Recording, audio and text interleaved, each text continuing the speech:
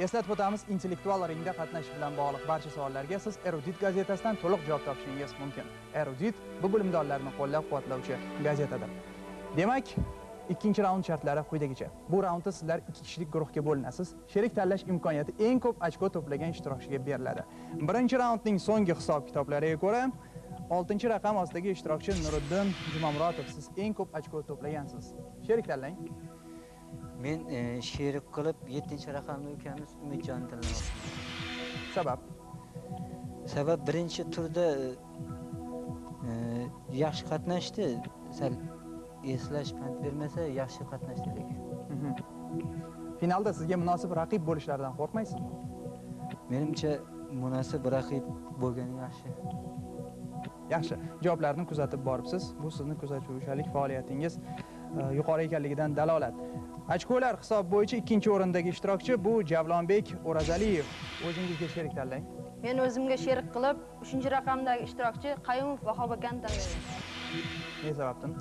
Chunki ular oldin qatnashgan tajribalari ham ko'proq, agar kompyuter etsam ham birga olib ketishadi. Javlonbek, lekin sizga qoyil qolish kerak. Eng yosh ishtirokchi bo'lishingizga qaramasdan ochkolar hisob bo'yicha 2-o'rindasiz. Vahobjon, sizning munosabatingiz bu tanlovga? Aslo qarshi emasman. Tanlovchida huquq. Mayli, birga kurashamiz. Kurashni birga davom ettiramiz. Eng yosh ishtirokchimiz sizni tanlabdilar. Munosabatingiz? Albatta ijobiy. Ijobiy. Yaxshi.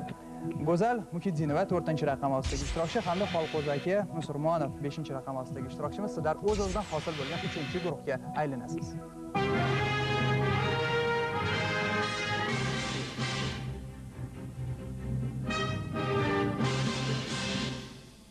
Shunday qilib bizning 3 guruhimiz 3-burchak shaklda joylashdi. O'yinni boshlashdan avval Erudit ijodiy markaz sizlarga 30 ming so'm pul taklif qiladi. Xohlagan guruh mana shu pulni olishi mumkin. Faqat pulni olgan guruh ringni tark etadi. Xo'sh, talabgorlar bormi? Birinchi guruh.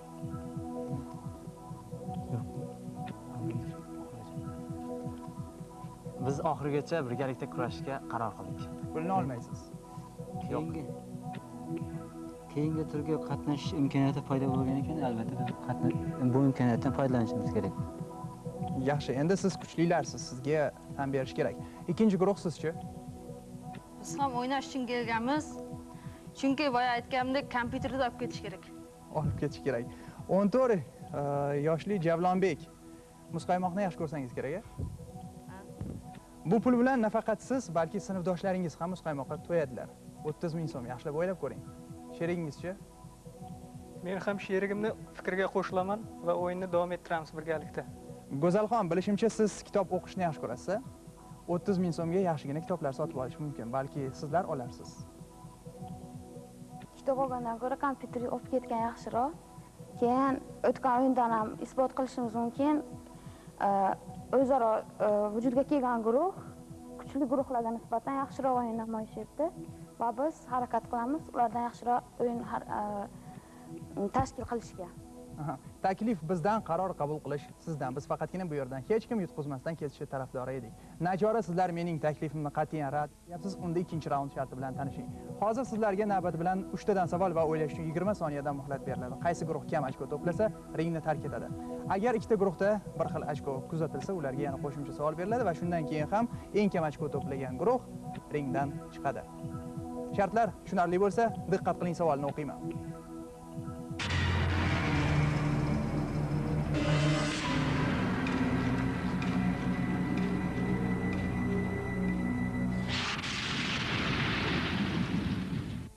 Birinchi guruh sizga birinchi savol.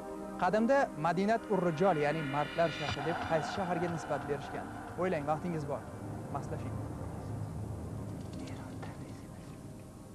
Qadimda Madinat ur-Rijol, ya'ni mardlar shahri deb qaysi shaharga nisbat berishgan?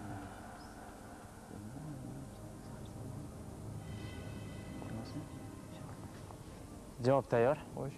Bu Shahrisabz shahri. Qubbatul val adab. Bu Shahrisabzga nisbatan aytilgan o'xshatish. Lekin aslida to'g'ri javob Termiz shahri. Shahar ahli mo'g'ullarga qarshi mardonavor qarshilik ko'rsatgan bu haqda Sharofiddin Aliyazdining Zafarnoma asarida alohida to'xtab o'tilgan. Ikkinchi guruh sizga birinchi savol. Shoshmang. Quyma oltin bo'lagi nima deb ataladi? Muxtorim boshlovchi, bizda javob tayyor. Xo'sh, Yombi deb ataladi. Yombi. Shoshdingiz-a? Nima uchun men sizga maslahat berdim? Shoshmaslikni. Yombi bu to'g'ri javob. Ya'niki yombi. Bolivar qaysi davlat pul birligi hisoblanadi? Bolivar qaysi davlat pul birligi hisoblanadi? Maslahatlashing.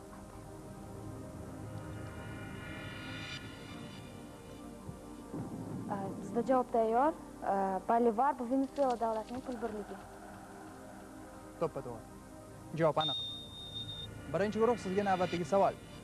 Urbanizatsiya darajasiga ko'ra dunyo qishlog'i nomini olgan qit'a qaysi? E'tibor bering. Urbanizatsiya darajasiga ko'ra dunyo qishlog'i nomini olgan qit'a qaysi? Qo'ylar shu yerda eshitilyapti.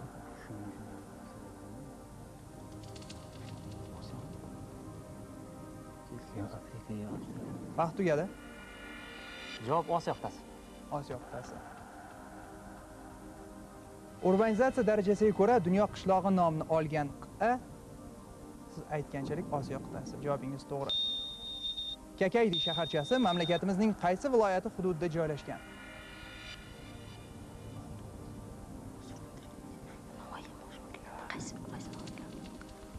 Kakaydi shaharchasi.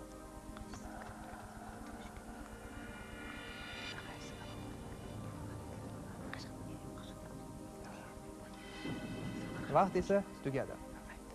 Eshitamiz. Javob Surxondaryo viloyatida. Surxondaryo viloyatida. Qo'shimcha ma'lumot sifatida shuni aytish mumkin. Viloyatdagi 8 shaharchadan biri. Javobingiz to'g'ri. Fan va texnika sohasidagi Abrayhon Beruniy nomidagi davlat mukofoti har necha yilda bir marta beriladi?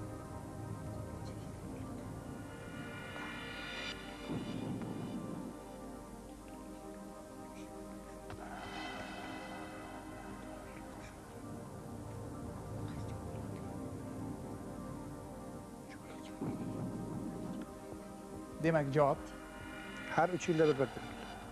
har 3 yilda bir marotaba. Fan va texnika sohasidagi Abrayhon Beruniy nomidagi davlat mukofoti har 3 yilda bir marta beriladi. O'zbekiston Respublikasi Prezidenti farmoniga ko'ra. Javobingiz to'g'ri. Bug' mashinasini kim kashf etgan? Bug' mashinasini.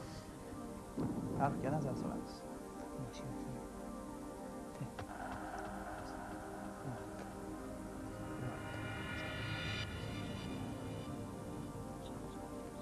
Bular birinchi raundning eng kuchlilari edi. Javob tayyor. Xo'sh. Bu James Watt.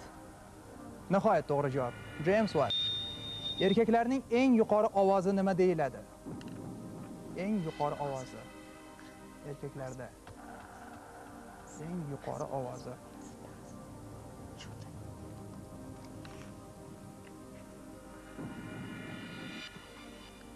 Vaqtingiz bor hali.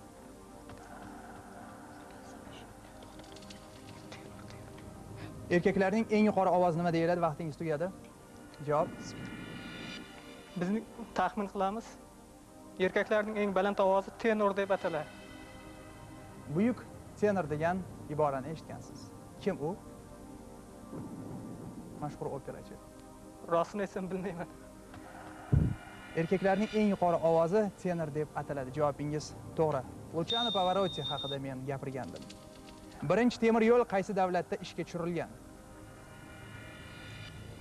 Birinchi temir yo'l Angliyada 1825-yilda ishga tushirilgan. Go'zal. Javobingiz to'g'ri. Qoyil.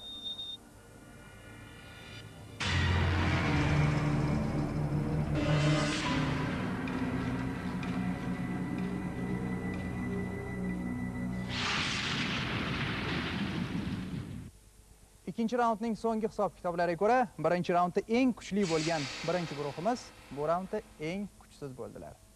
To'g'riroq aytadigan bo'lsak, eng kam ochko to'pladilar. Nuriddin Jumamurotov hamda Umidjon Shopolatov. Biz siz bilan xayrlashishimizga to'g'ri keladi.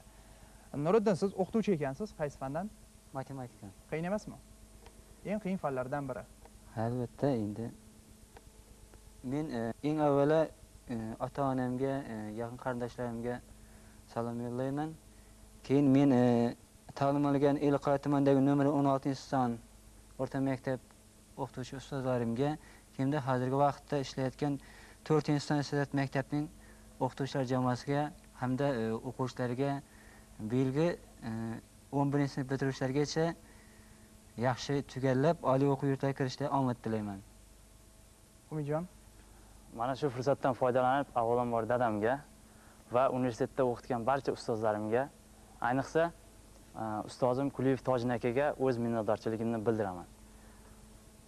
Shu bilan birga bu yil tugatayotgan kursdoshlarimga omad tilayman. Sho'rozakdagi o'rtoqlarim Sherali, Nurbek, Akmal va boshqalarga salom yo'llayman. intellektual ringda qatnashish uchun hamisha imkoniyat mavjud. Biz sizni kutib qolamiz. Nuriddin Jumomurotov hamda Umidjon Shopulotov. Biz siz bilan xayrlashamiz. Xayr, salomat bo'ling.